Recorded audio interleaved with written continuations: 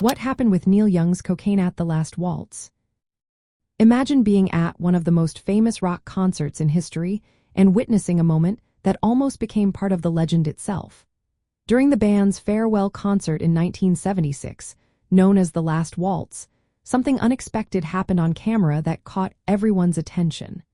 Neil Young was performing his song, Helpless, and viewers could clearly see a large piece of cocaine hanging from his right nostril. This was not staged or hidden. Backstage, Neil Young had been rushed and didn't have time to clear the residue from his nose before stepping onto the stage. The close-up shots filmed by director Martin Scorsese made the cocaine impossible to miss.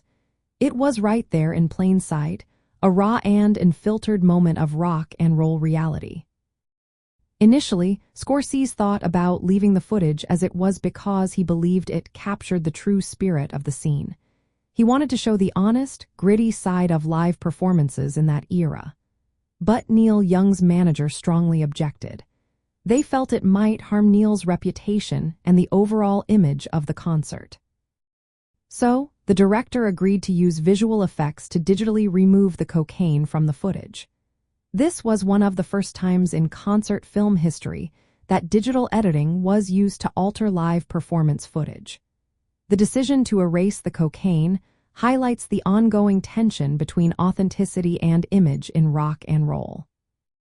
This incident is now part of the story of The Last Waltz, adding a layer of realness to the legendary event. It shows how the culture of the 1970s often blurred the lines between the raw, unpolished side of music and the polished image that artists and promoters wanted to project.